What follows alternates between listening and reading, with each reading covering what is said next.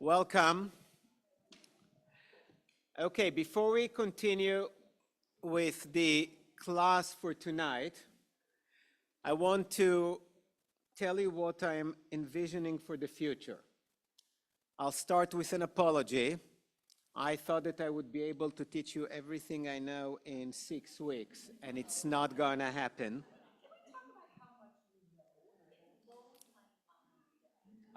I just make up stuff, as you know. No, I really thought that we'll be able to go from Abraham to Netanyahu, if you will, in 6 weeks. And it didn't work, especially since 1 week we took off because of Thanksgiving. So here's what I'm suggesting. We will finish today at the beginning of the Zionist movement. We'll know why, the main reasons why the Zionist movement was established, and then we will take, now I cannot even make a commitment, either 4 or 5 weeks, starting January 7th, because we're not going to teach on Christmas Eve and New Year's Eve. I don't think that many of you will show up. But January 7th will take 4 weeks, maybe even we'll need a 5th, but 4 to cover a shorter period of time, something from the 1880 to 2024. Okay, I think that the last 5 weeks helped us to build good, really, foundations to understand where we came from. Today, things will become even clearer. And as you will understand, many more things that you knew, but were not necessarily well connected. And then we'll take the time to learn from modern Zionism, the first Aliyah. First Aliyah, Aliyah literally means going up, and in the context of Zionism is going to Israel, is immigrating to Israel. First Aliyah was 1880, the first group of Jews who moved mainly from Eastern Europe to Palestine, or Palestina as they called it, in 1880, to many more Aliyahs, and 1948, the establishment of Israel to our day. And if we follow even a little bit current events, things will change by then. Does that sound like a good plan? Okay, thank you. What we are going to do today will cover about 400 years, and let's start with the Inquisition. Not a fun time. The Inquisition, or the Spanish Inquisition, that was established in 1478.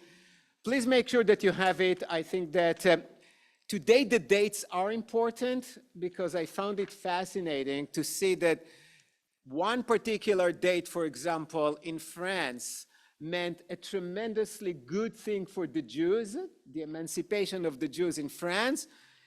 The very same time, it was the most awful thing for the Jews of Russia. Okay, so in the beginning, I didn't care so much about date because we covered hundreds of years every week, sometimes even 1,000 years in a week. But that's not the case today, okay? So this outline, this timeline is important. So Ferdinand and Isabella, the king and queen of unified Spain, as a tool to keep Spain completely Catholic, and it's a good tool to control people, they established the Spanish Inquisition. Officially, the Spanish Inquisition, its aim was not to torture the Jews or to force them to convert, but to make sure that the Christians behave. Especially the Jews who had converted to Christianity, who were called the conversos, who did it publicly, either because of fear or because they wanted to improve their own lifestyle and to be allowed to hold some professions and to own some land. So they publicly converted to Christianity, but privately they kept practicing Judaism. So one of the main goals of the Inquisition was to find these people. Why? Because officially they were Catholics who misbehaved.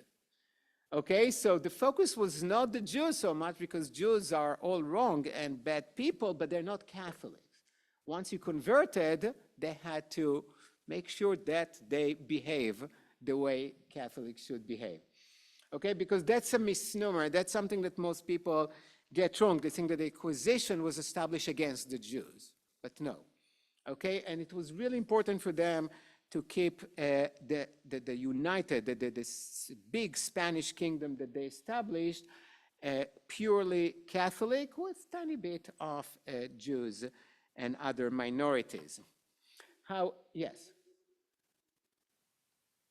The reason for the conversion was to have easier life in Spain, or you wanted people to convert? So there was always pressure on Jews to convert. Often for bad reasons, because there were always some pogroms against Jews and definitely discrimination against Jews. In this country, many Jews converted, or even when they moved to this country from Europe, and we have several families in the temple who learned about their origin later on in life. They moved from Europe and never mentioned the fact that they were Jewish. Madeleine Albright is the most famous example of recent years. She came from a very Jewish family, but when they came here, they realized that if you want to succeed in America, it's better not to be Jewish, which was true, because many doors were closed to Jews, even in America. We may do one time a fascinating class about the history of American Jews. Okay, so this is in America, let alone in Europe. So some Jews wanted to succeed, and that's why they converted. Some Jews, to survive, had to convert. But we're getting now to 1492, still in Spain, because many Jews lived in Spain at the time, who gave the Jews the option either to convert or to get out of the country. So you could not stay Jewish in Spain after 1492. Okay, it was called the Alhambra Decree. And the official reason for that was that they said that the Jews in Spain convinced the conversos, remember the conversos are the Jews who had converted already to Christianity, they put pressure on them to come back to Judaism.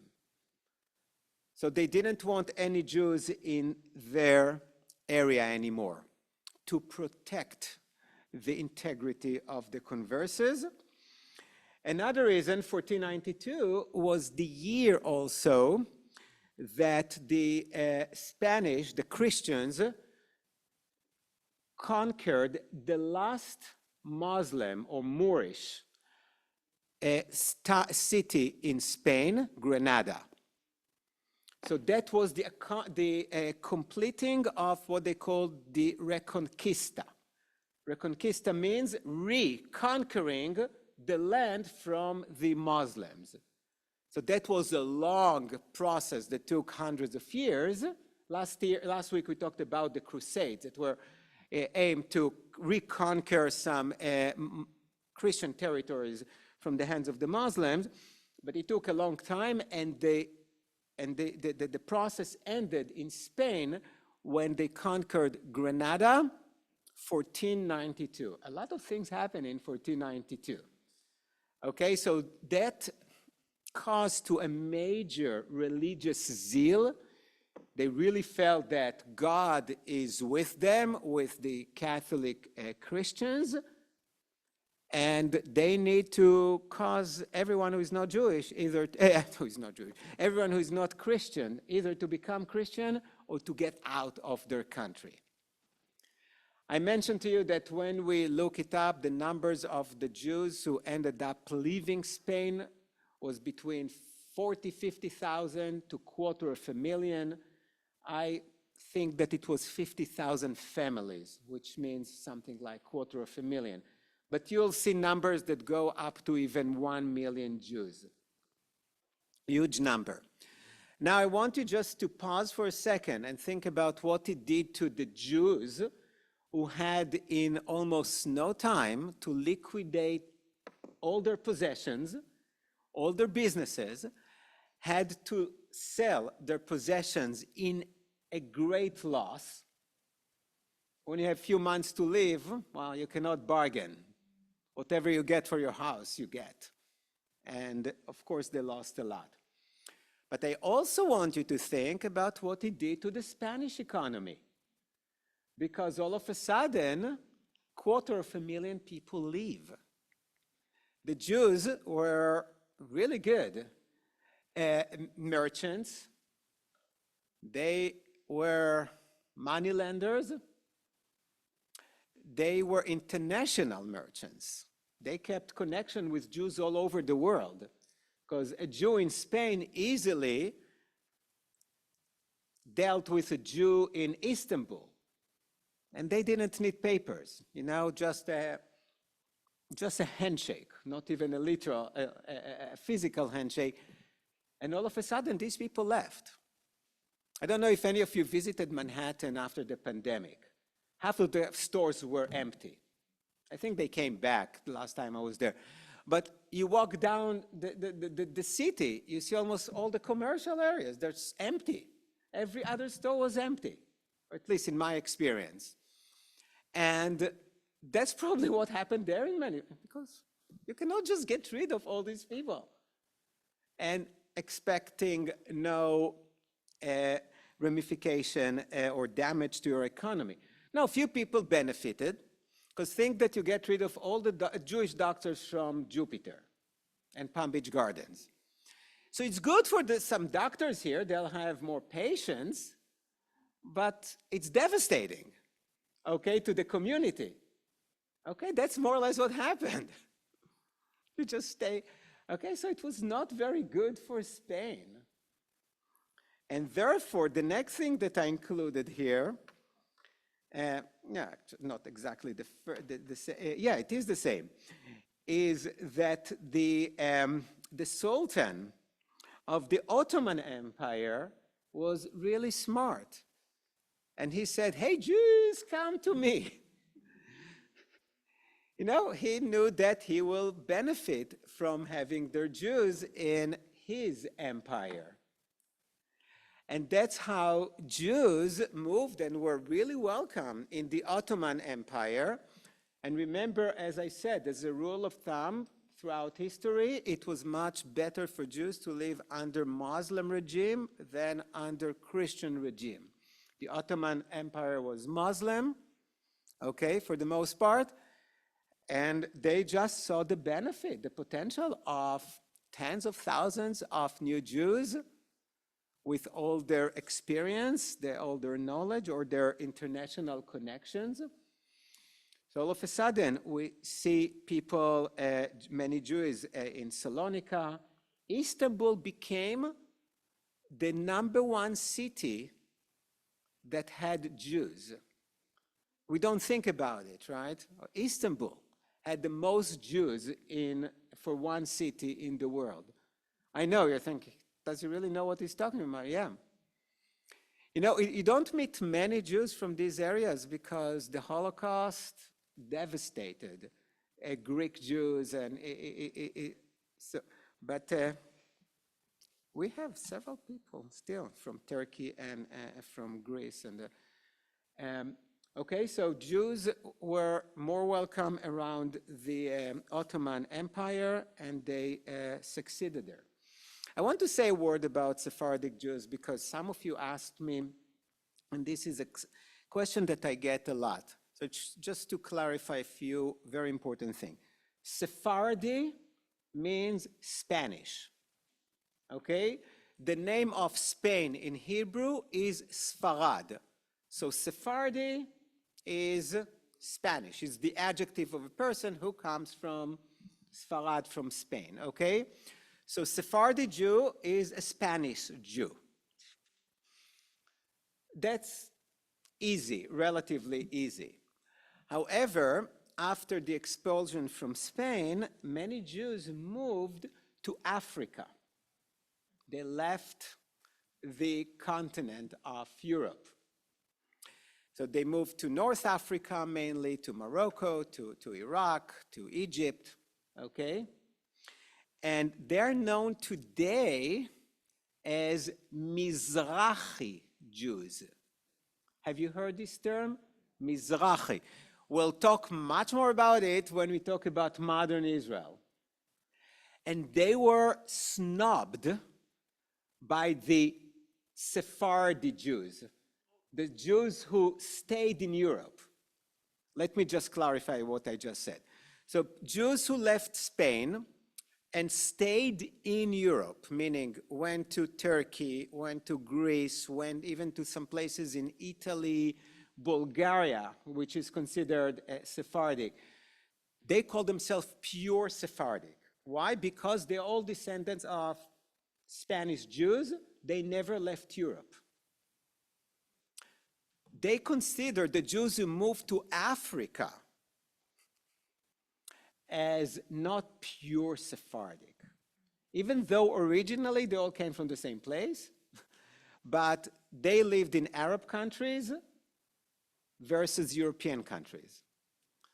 So growing up in Israel, I know that it was considered to be interfaith marriage for a Sephardic Jew from, let's say, Greece or Turkey to marry a Sephardic Jew from Morocco. That was one of the definitions of interfaith. Okay? I know you that. Oh, you.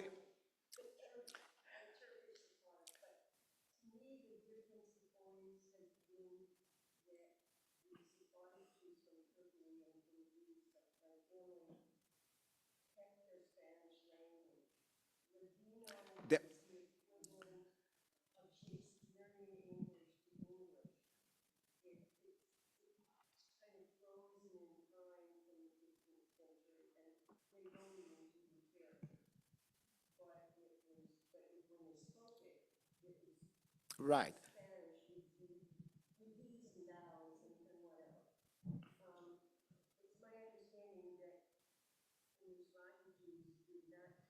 No, the Mizrahi, so I'll repeat a little bit of what you said for our friends who joined the class on Zoom. So you identify yourself as Turkish Jew, a Sephardic Jew, and Sephardic Jews, their language was Ladino, which was, just to simplify it, is a mixture of Spanish and Hebrew, just like the Yiddish for Ashkenazi Jew is a mixture of German and Hebrew. Okay? So Ladino was the language of the pure Sephardic. Most of the Mizrahi Jews, Jews who moved to Arab countries, spoke Arabic. They also spoke French anytime. If they went to Libya, they spoke Italian. If they moved to Morocco, they spoke French, but they all spoke Arabic. Okay, so thank you for sharing your personal story. And you see how things really started. 1492, some even moved to South America. We had a member, Samuel, some of you remember Samuel, Dr. Samuel Gordon, right? So he moved to the US from Jamaica. And he traced his family, but when? 1492 or after? So because people moved to these areas much later on, but I don't know about your family. But Samuel really had the whole lineage of the family. So his family was a Spanish family, moved to Jamaica. And in Jamaica, in that area, I should have photocopied the book, and I didn't. There are many families, Jamaican families, who look Jamaica, dark skin, but with Jewish names. And so he dedicated a lot of his work to trace their history. Yes? What about the Jews of the Middle Eastern countries, Syria and Iraq? Are they Mizrahi? Mizrahi. They're considered Mizrahi. Mizrahi, again, I will just say it since you asked. Syrian Jews are also snobs. No, it's every community thinks that they are the elite. Okay, even the Polish people, depends where you came. If you came from a little shtetl or you came from a big city. So my parents speak two dialects of Yiddish because my mother's side came from Vilna, which is the high society. My father's family came from, I mean, those who survived, that nobody almost survived, but from a small place. So their Yiddish is really inferior. So yes, I know that Syrian Jews, at least for a while, and when I lived in Brooklyn, there was a whole area of Syrian Jews. Again, they tried very hard not to mix with other Mizrahi Jews. They're not good enough. And I won't even start with the Persian Jews. But it's not only the Jews. It's not only the Jews, because, you know, we are tribal people. We can say we're not, but we are tribal people, and we feel safer with our tribe. I'm not saying that that's how we should behave, but I'm just telling you where it came from. It really came from the need to protect yourself. And you can trust the people of your small tribe to protect you from the other tribe. Okay, so we learn to be tribal. That's why we need groups and we need communities. It started as just as a need to physically survive, to hunt together the big animals because you cannot kill an elephant by yourself, and to protect yourself from others. And okay, so tribalism is a bad thing, but also can be an interesting, positive thing in a good context. Let me move faster because I don't want to get stuck in the Inquisition. It's very sad. The Inquisition and the expulsion of Jews moved to Portugal later on. And I mentioned that many of them moved to Amsterdam. The Netherlands or Holland was one of the success stories for the Jews. They tolerated the Jews more than others, and Jews flourished there. And the Jewish area in Amsterdam that I mentioned, and Baruch Spinoza, one of the still most important philosophers of all times, was part of this community. Okay, I want to move to the Venice Ghetto, 1516. Yes.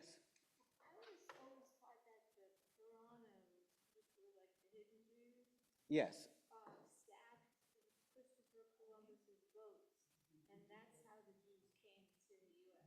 So yeah, you call them Marranos. Last week I mentioned that it's considered to be a bad word today. Not that I accuse you, because now we know it means the pigs. So it's the converses is the term that is used today. But I grew up calling them the Marranos because that's how what we knew about them. Yes, part of them joined Columbus. Every other day there is an article somewhere whether or not Columbus himself was Jewish. I think the last one I saw, I did not read the article, I have to admit, claimed that he indeed was Jewish. I don't really know. But yes, they definitely participated in these endeavors. The Venice Ghetto. I don't know if you've been to the Venice Ghetto. It's a small place that has many synagogues. If you read the books of Daniel Silva, does anyone here like Daniel Silva? Oh, okay. So at one point at least, I stopped reading it a few years ago because, but I read all of them until, I don't know, recently. But his wife, so there is a lot of description because the wife of the main character came from Venice, and her, I think, father was a rabbi in the Venice Ghetto. But the Venice Ghetto is fascinating. Today is a beautiful place to visit. But it was not necessarily the case when it was established some 500 years ago. It was established in Venice. Look at the date, 1516, it's important. Why do you think 1516? Not necessarily around that time. What's the significance of that area, of that era? Many Jews from Spain and Portugal moved to Venice. All of a sudden, you have the Jewish problem. Okay, you see how things work out so beautifully and how they flow from each other. All of a sudden, Venice had too many Jews.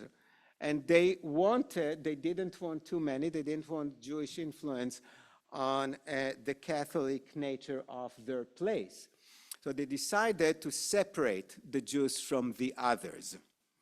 So they found an old iron factory or foundry. It's where you melt the iron and built walls, and the Jews were allowed to live only in this place, which is tiny. And Jews had many children, and the ghetto was expanded a little bit here and there, but it was restricted. And the notion of a ghetto, as you know, started with Venice, didn't end in Venice. Okay? I was there, and the guy tried to emphasize that they did it, the Venetian did it to protect the Jews. So for your own sake, I'll just lock you in this area. Your movement is restricted. At times they had to wear the funny hats that everyone will know that they were Jewish. But, oh well. In a way, they were protected. I mean, you can always put spins on things, right? Because when the gates were locked, they were locked, and it did protect them at night, because Jews have always been an easier target, because the police was less inclined to find the perpetrators when the victims were Jewish, right? So, but the idea was keep the Jews aside and restrict not just their movement, but again, their profession. They were barred from many different professions, but they still participated in the Venetian economy in a meaningful way. Try to remember the book. Guys, it was really one of the wonderful books, something with the lot. The word book appears in the title. It's a historical novel. It's not that tells a lot of stories about Venice at that time and the Jews of that. It was a popular book for a time. Any comments about that? Okay, so we saw also already with the Spanish expulsion how easy it is when you don't want Jews, you get rid of them. And now we were introduced to the institution of the Jewish ghetto. Kabbalah.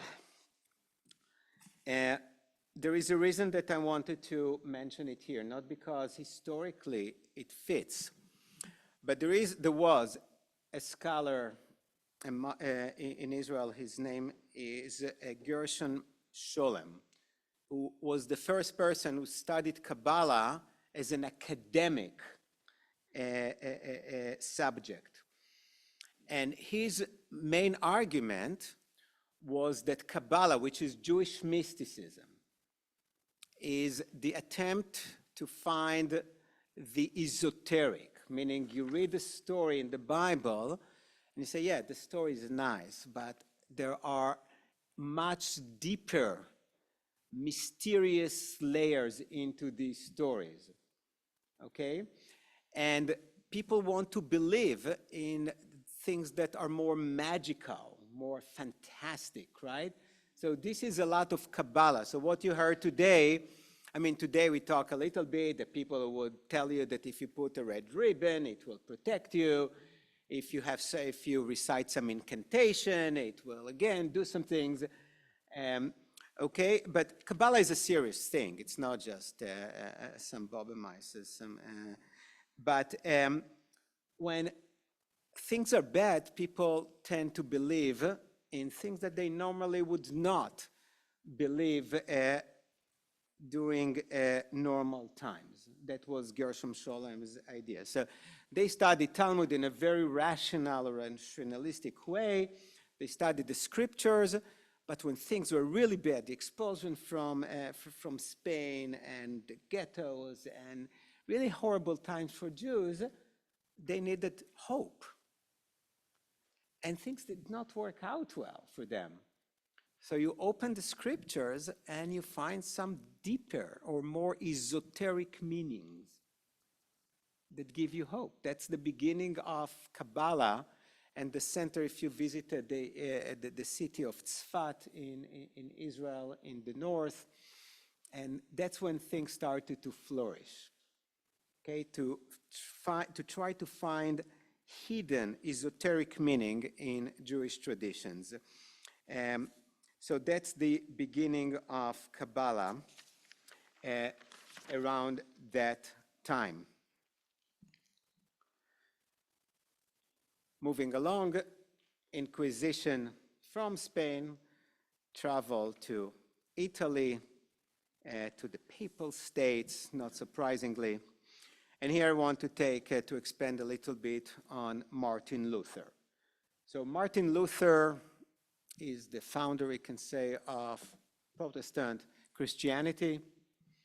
He was the person who did not like what he saw in the Catholic Church and was calling for revisions. Very likely the reason that he was successful, he was definitely not the first one who didn't see what he was, didn't like what he was seeing. There was a lot of corruption there. And all the selling of the indulgences, thank you. You know what it is? So you want to do something bad, but you're afraid from God or the church, right? Or the priest who represents God. So you go and you pay some money in advance. You get your forgiveness in advance. Okay? Yeah, I mean, that was, yes, we saw it with the Jews too during the temple. There were some very corrupt priests who took advantage of their position. Even the Bible, in the book of Samuel, tells us about the sons of the priest Eli. Eli was a good man, but his two sons took advantage of their position as the priest and the sons of the high priest. And they abused the vulnerable women who came to the temple. That's the Bible itself tells us. And they took much larger share than they were entitled to when they sacrificed, for example. They took the filet and the ribeye, the good stuff, and left. I'm not kidding. That's real. I mean, the Bible does not use these terms exactly, but they all knew what good chunks of meat were. The idea was when they sacrifice, the donor, the person who brings the sacrifice, gets most of the meat, and the priests were supposed to keep a little bit for themselves because they need to live on something. But they kept much more and only the really good stuff. Okay, so in any case, Martin Luther did not like what he saw and went against the priesthood of the time, but something really good worked out for him. That's why it was so successful, the invention of printing. Okay, printing. So he was able to print his pamphlets and hang them on every door. So his ideas in overnight became very popular. Those who did it before had to stand in a market, right, and start yelling and shouting until somebody killed them. But he was able to print pamphlets and just spread them all around, and people read this. Wow, this guy is right. There's something about, so that's the split between the Catholic Church and the Protestant, and of course there were many other splits since, but he started it. Initially, he thought he liked the Jews, or at least he was very sympathetic towards the Jews because he expected them to join him, to convert to Protestant Christianity.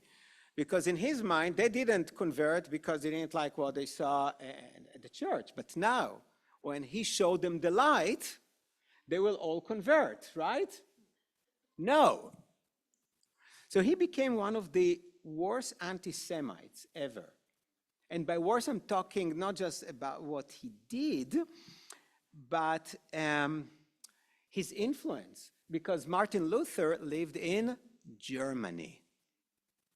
So even though it's 1543, the Nazis used these writings. Think about Germans who lived for between this time to the Holocaust with this kind of teachings, even though it was not the formal one necessarily, and there were some good times for the Jews and the emancipation that we'll get to, but just think about a country that was embedded in this kind of writing that describe how horrible the Jews are as a race, not just as a religion. Okay, so when the Nazi propaganda started, the background was already there. The seeds were already there. Okay? That's why I love history in a way, because things start to make sense. And you see that the Holocaust, for example, did not start with the defeat of the Germans during World War I. Of course, it did in a way, but the roots are much deeper. And we can start them whenever we want, but the writings, the anti-Semitic writings of Martin Luther, are very important to understand why the Germans were so susceptible to the teachings of the Nazi propaganda. And it happens to all of us. You know, if you are born knowing that black people are bad, you know, you don't question your parents, or Jewish people are bad, or white people, it doesn't really matter. That's what you hear. Or that Sephardic Jews are not as good as Ashkenazi Jews. And you know, it just, you don't think about it, and it becomes part of your, you can change it later on, but that's what you are. Okay, so this is Martin Luther. Important to know that he was a fascinating man, did incredible things for Christianity, and the next person also, Bogdan Khmelnytsky. I don't know when, 10 years ago, 12 years ago, I went to visit Ukraine. And I was walking in Kiev. Nobody is going to visit Ukraine in the near future. And I saw a huge statue of a man on a horse. There are many men on a horse, but that was a big piazza there. And I'm reading, and there was a lot in Cyrillic, but a little bit in English. And it was in honor of Bogdan Khmelnytsky. I grew up with Jewish history, knowing that Khmelnytsky was one of the worst men ever lived. He killed tens of thousands of Jews. And before the Holocaust, tens of thousands of Jews was a big number. Right? When you compare everything to 6 million, it puts it, but he really killed tens of thousands of Jews in Ukraine. And I didn't understand why they adore this man. So I went and learned about Bogdan Khmelnytsky. So until he came along in 1648, Ukraine was controlled by the Polish. And Khmelnytsky was the one who freed Ukraine from the Polish control. So for the Ukrainians, he's a huge hero. But once as he was doing it, he chose to, he was a Cossack, if you like your Cossack. So he was a Cossack. While he was doing it, he chose to identify the Jews with the Polish. So let's kill the Jews. Remember, I mentioned it briefly during the First Crusade and the others, but they just went to attack the Muslims, not the Jews, the Crusaders. But since we are at this very important task, let's go through some Jewish villages and kill them all. Okay, so Khmelnytsky massacred tens of thousands of Jews, And that's the part of Jewish history, but for the Ukrainians, he's one of their heroes. Ukraine is not just now. It was just like Jerusalem and others. It was controlled by different countries all the time. They were fighting over Ukraine constantly, okay? So Khmelnytsky is known as one of the worst characters in Jewish history. When you just learn Jewish history and you want to recite, you start with Haman, for example, from the Purim story, and talk about, and Khmelnytsky is definitely there. Yes. When you say that he killed the Jews, he was the greatest anti-Semite, what was the core belief about being an anti-Semite? Like, what was their thought, their thinking? A Jewish person has 6 fingers? Oh, What is the concept of anti-Semitism? What does that mean? that's a good question. They were the killers of Christ, which is a big deal.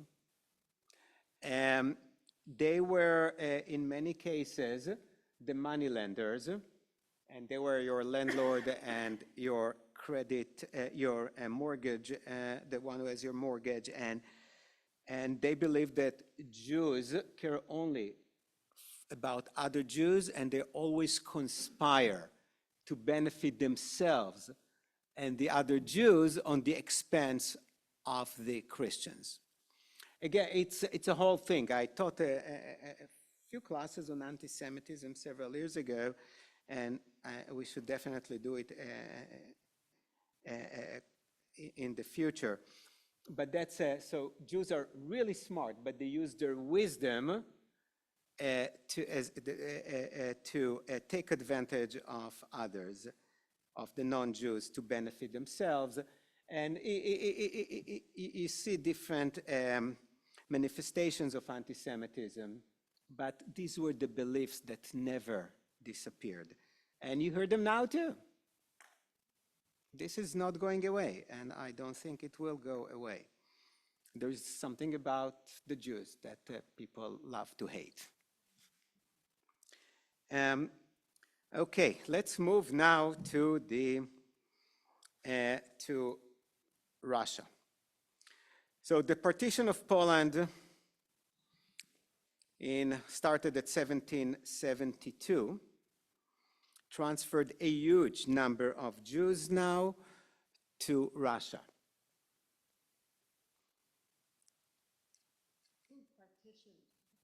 There were many different wars, and the Russians eventually just chopped it and took over many parts of Poland. Even our immediate ancestors, when sometimes we ask where they're from, they don't really know if it was Poland at that point or Russia. And that's before we started to talk about Ukraine and Belarus and other, right? So yes, these areas change hands all the time. But at that time, there were, the Russians took over big chunks of what used to be a much larger Polish kingdom. And all of a sudden, they had tons of Jews. Okay, remember the expulsion of Spain just caused a large population of Jews in other places. And here we have a lot of people, a lot of Jews under Russian regimes. And they didn't like it. So they decided to create what is called the Pale of Settlement, an area that was, if you know your map, just go west of Russia, west of Moscow, and an area that was not only Jewish, but an area that Jews were allowed to live only in this geographical area, not outside of it. That's why you don't, have you met a Jew from Moscow? I mean, in recent time, after 1917, they moved some of them. But your families did not come from Moscow, right? Because Jews were not allowed to live in the big cities of the west of Russia. They were restricted to these areas. That's why we came. 5 million Jews lived in this area, the Pale of Settlement. 40%, at that time, these 5 million people were 40% of the Jews in the world lived in this small area of Russia. Okay? You can look up if you just want, if you're interested geographically to see the map. But it was, relatively speaking, a small area. The Jews were restricted to the big cities. They were not allowed to own land. They were barred, as often happened, from many professions. There were quotas on their education, right? On the universities or other educational institutions, there was a quota for Jews. They had it in Harvard and other places too in the US, so, but that's a different story, okay? It was hard to be Jewish in the state, in the Pale of Settlement. The Russians did not like them. At the very same year when the Russians restricted them, it was not a ghetto, it was a large area, but still small enough, and Jews were restricted to leave that geographical area. France granted the Jews a citizenship. So just, it's mind-boggling. So we're going backwards in Russia, but it's not just a small place. 40% of the Jews live there, right? 5 million Jews.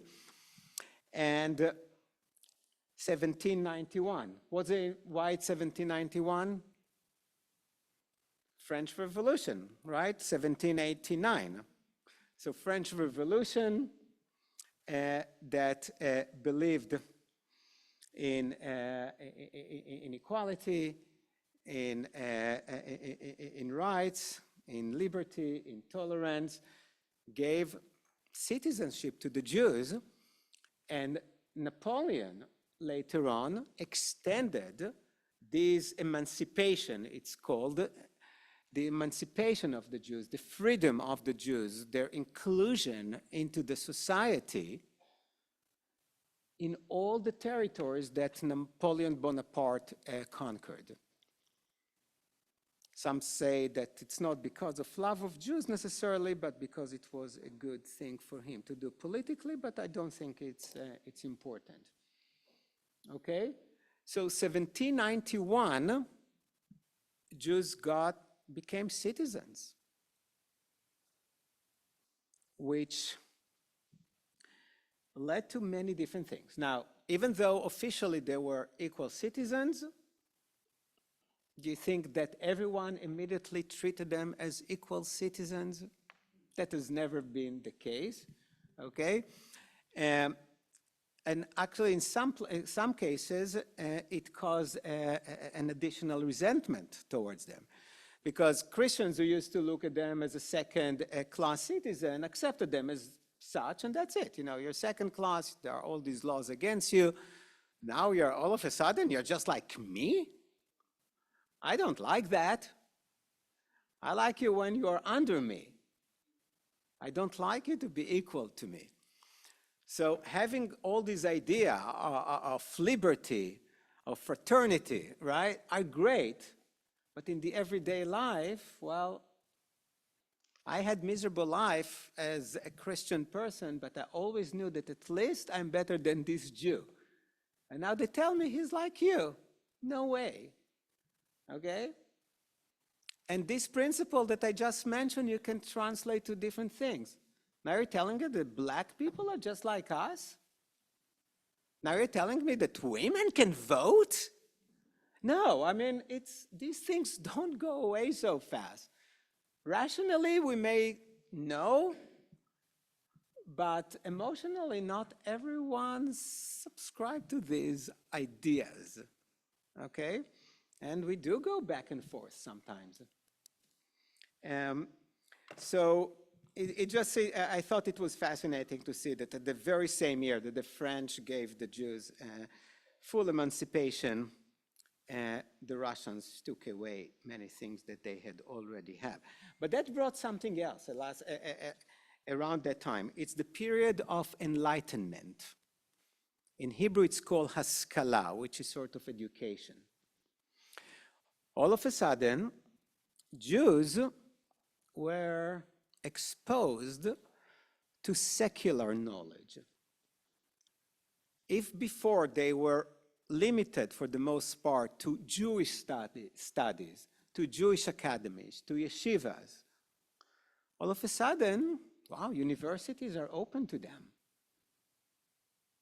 And what happens when a boy from a shtetl goes to university and starts reading seriously and learning philosophy and learning science and interacting with Christians? Not just, you know, in the store or the Christian milkman or something, right? All of a sudden, you study together, you talk, you debate, okay? All of you don't want to wear your big yarmulke and your payas. You want to look like a French gentleman. You don't want to look different, okay? And that's the beginning of the Enlightenment. That's the background for the first Jewish movement, the Reform movement. Why do you think the Reform movement started? It started as a result of the Haskalah, of the Enlightenment. The first person, it was not a Reformed Jew, but the name I wanted to remember, I should have mentioned him in this outline. I don't know why I didn't. I thought I did. Is Moses Mendelssohn. Moses Mendelssohn was a German philosopher and an observant Jew. And he said, you can be a perfectly good German gentleman, speak German, teach in a German university. He was the grandfather of the composer Felix Mendelssohn, who converted to Christianity because if you wanted to be a successful composer and for orchestras to play your music, it's better to be Catholic than to be a Jew, despite emancipation. Okay, but Moses Mendelssohn is really important to remember. I visited his grave in Berlin and just said there's no contradiction. You Jews don't have to choose between being Jewish and being an intellectual or educated German. You can do it both. We all do that. That's what we do, right? We are Americans, we speak American. But we can be perfectly good Jews, and America just enabled it completely. But that's where things started. Okay, so it was Moses Mendelssohn who said it, and then the Reform movement, there were many Jews who were affected by everything they learned in universities, said, wow, some things in our traditions don't make sense. And we want to keep Judaism, of course, because they didn't think about conversion. It was very easy to convert, but they didn't want to convert. But they said we have to make some changes in Judaism because in light of the new knowledge we have, the new values that our society has, remember, this is the good times that people were open-minded and believed in equality and tolerance and the whole thing. You know, we need to make some changes. The Orthodox movement, many people think that everything started with the Orthodox. No, Orthodox movement was a reaction to the Reform movement. They said, no changes. Okay, no changes. Everything new is forbidden from the Torah, they said. No changes at all. Okay, but Orthodoxy was a reaction to Reform. Okay, so some of the reforms were men and women can sit together. We can use German in our prayers. Don't think that all Jews spoke fluent Hebrew everywhere they were, but they knew how to recite prayers in Hebrew. Said we can have it. Actually, a sermon is not a bad idea, in German, of course. Okay? We should wear top hats when we go to the synagogue. And some of the most magnificent synagogues are built because, you know, in a modern style, or what was the modern style. So the Haskalah, the Enlightenment, opened up huge opportunities for Jews, but also it was a very challenging thing because it gave Jews the opportunities and the knowledge of change, of interaction with non-Jews, of moving to big cities and holding professions that they couldn't hold before. Okay, so that brought over definitely to assimilation. And even if not to assimilation, you know, the cultural thing became more important than the Jewish things on some occasions, etc. Wow. Any comments, anything?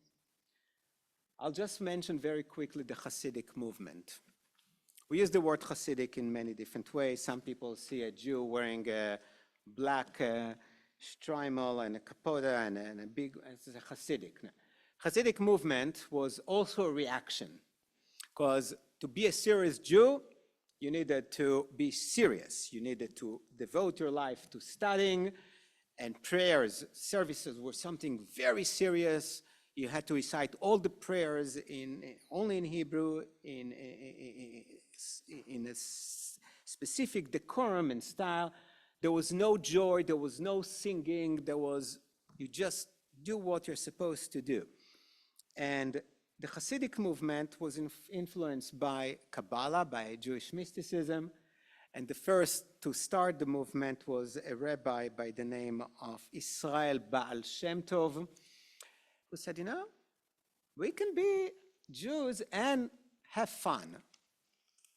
We can pray, all the prayers. We're not going to take out any prayers, but we can sing.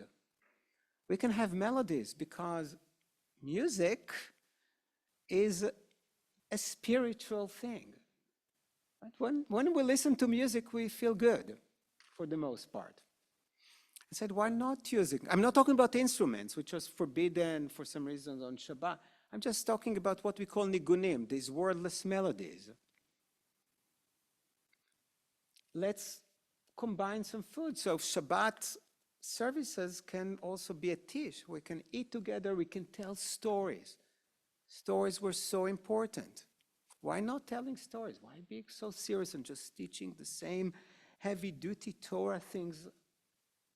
Okay, so they think was Judaism should be, or practicing Judaism should be done with joy. And the other group, the misnagdim, literally means those who are against, no joy. Be serious. No singing, no dancing, and they do a lot of what you see, for example, in Fiddler, right? All this dancing and the bottles. These are the Hasidic. They were super observant Jews. Don't confuse them with the Reformed Jews who want to change. They didn't want change in tradition, in rules, in law, just in attitude. We want joy. They said that the way to worship God is with joy. Okay? And the other said, no way. Okay, so if you hear terms like Litvak Jew, I don't know if you heard, these are the serious ones. Okay, you devote your time, and all your time and effort to studying and being serious and doing what the other ones, the Hasidic Jews, let's enjoy what we're doing. Important, still there are, now each rabbi, each Hasidic rabbi had or still has its own court. So you all know about the Lubavitchers, right? So this is one Hasidic court that did well in America, but there are many others that you know less about them because they don't want to interact necessarily with the world.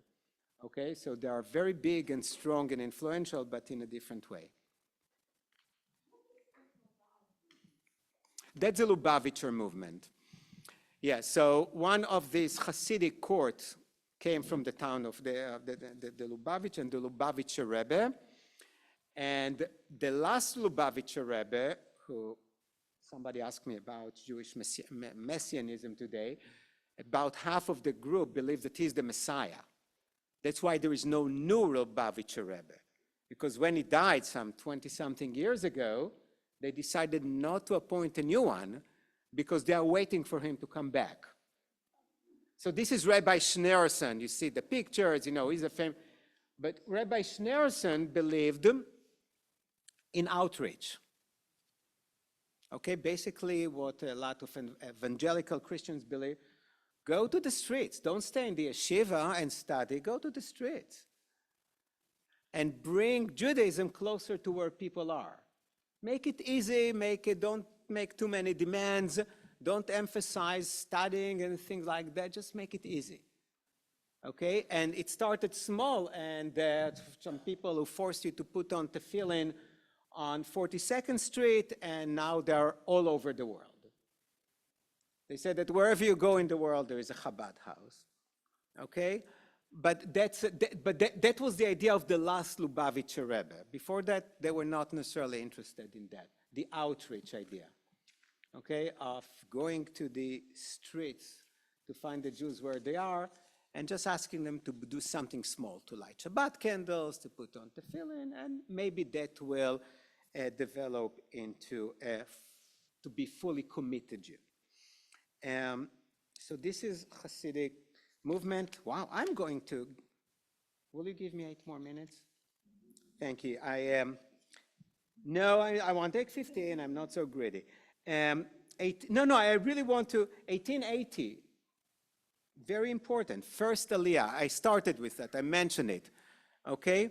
The first time, in modern time, that the Jewish group of people moved to Palestine.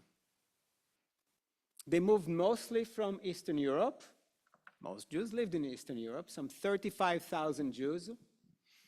Some of them, it's not well known, moved from Yemen. They believed that the Messiah will come and will, so they were very messianic, but very small group, but most of them came from Eastern Europe. They wanted to be farmers in the land of Israel, and the majority of them ran out of there within a year. Conditions in Palestine were awful. Diseases all over, malaria and everything that you can think of. They didn't know how to be farmers. They didn't understand the climate. And Palestine, despite what some people want to believe, was not empty from people. There were Arabs there. They did not have the identity yet of Palestinians. That's important. I'm not saying it as propaganda, because that will be for the next time, but it's important to say they did not call themselves, they were Arabs who lived in Palestine. The nationalistic idea of being Palestinian Arabs started with at this time, when Jews started to move to Israel and say, oh, this land belongs to us, where the Zionists, they said, oh, we've lived here for thousands of years, so we are Palestinian, okay? But this was the first group of 35,000 people. That was a time of national movements. 1861, the unification of Germany, right? Germany was made of small places, and if you remember, Otto von Bismarck was able to unite. 1871, Garibaldi did the same in Italy. So all these Italian cities were unified. So there were many national movements of people who wanted to have their own country, right? We are a nation and we need our country, not just many different cities with different leaders on each city, etc. So that was in the air, and Jews were no different, except they were really different in one major thing. The vast majority, almost 90 whatever %, did not live in their land. So when the Italians wanted to reunite all the Italian cities into one country, that's where they lived. They didn't have to come from other places.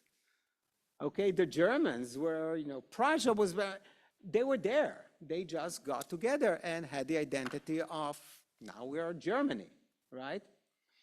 But the Jews, to fulfill their national aspiration, had to go somewhere else.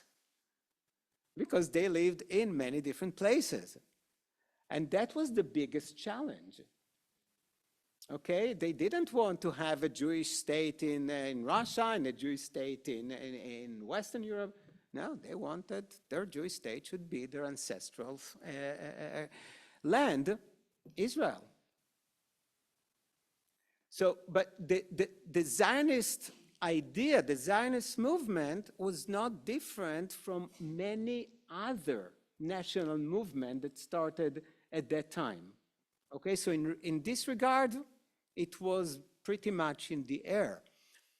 But the other thing that we started, that I showed you a lot, and it's not that I chose only to talk about people who hated the Jews, of how hard it was to be a Jew. And all of a sudden, when people started to talk about national aspiration, every ethnic group, religious group needs their own physical land. We want it too, we deserve it too.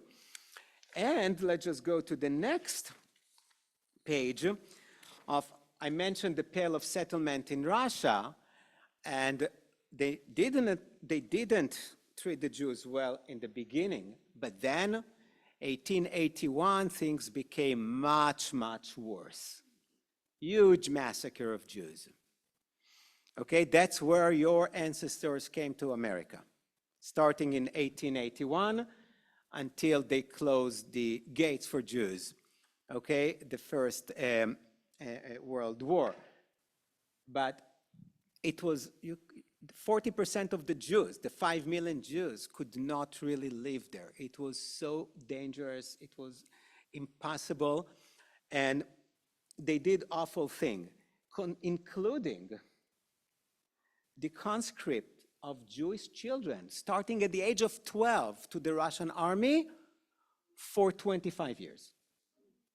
So those of you who have children or grandchildren around that age, only boys, okay, there was sort of a lottery and they would go to the army. Now the chances that you would, let's say that you survive your 25 years in the Russian army, probably odds are really small, but the chances that you will be a Jew when you come out were almost non-existent, okay? So they did some awful things to the Jews besides the pogroms, these massacres.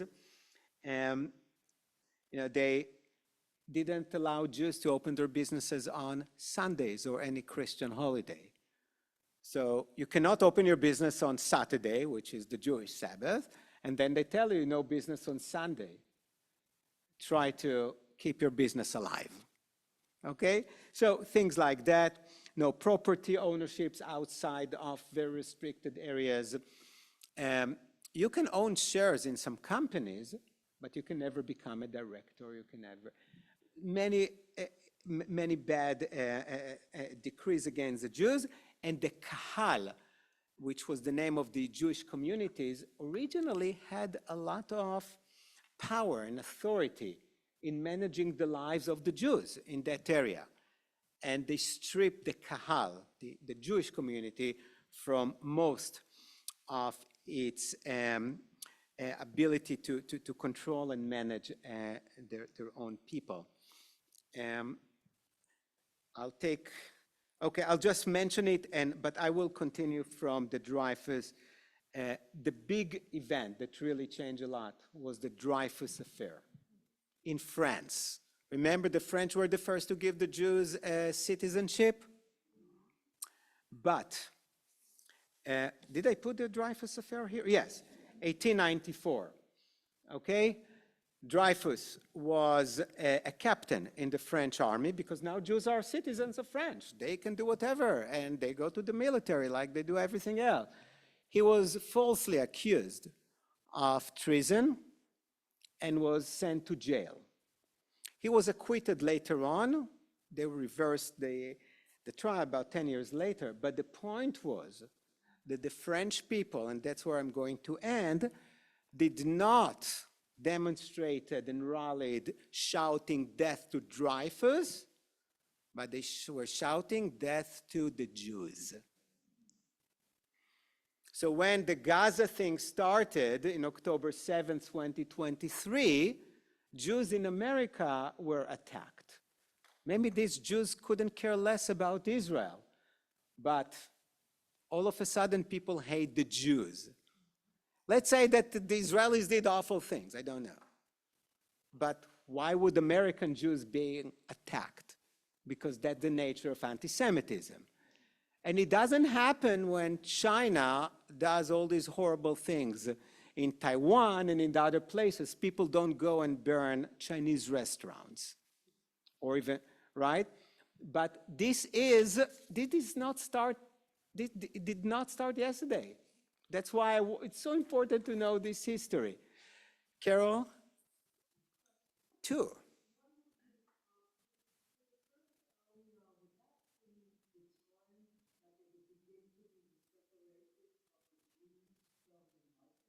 I will talk about that in length when we start on the 7th.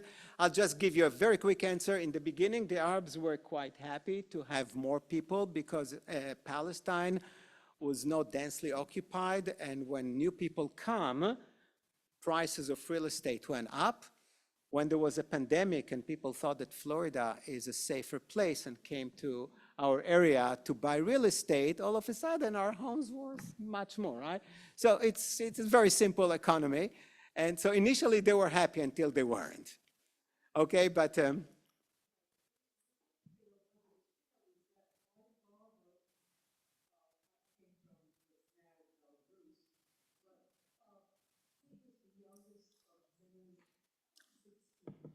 see,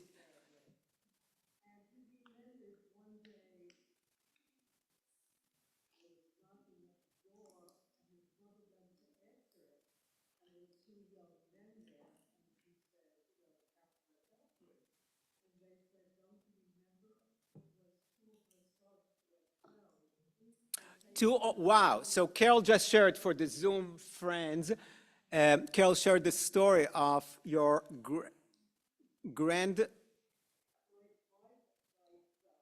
yeah, story from her, yeah, the family. Yeah, how 2 children out of 16 siblings came back many years later and were not recognized because people assumed they were dead. And you'll hear stories about people who broke their legs and caused physical damage to themselves just not to go to the army. Audrey, you get the last question. Oh, you. My grandfather killed a pig, and the next morning, he and his father were off to America. And then they worked in America, and they got the grandma and the 2 younger brothers. Around, that's the time that many of your families. So, my friends, we will start. I will tell you more about the first Aliyah and the whole thing, but 1880, until we know the history, not just of Zionism, but of modern Israel. And I will not focus only on the Israeli-Palestinian conflict, because Israel has much more to offer. We have a very interesting and complex history and system. So thank you. And if I won't see you, happy Hanukkah. No, there is no class next week. I believe it's Christmas Eve next week. Christmas Eve next week. And I personally like to go to midnight mass if I can stay up so late, but it's beautiful. Thank you.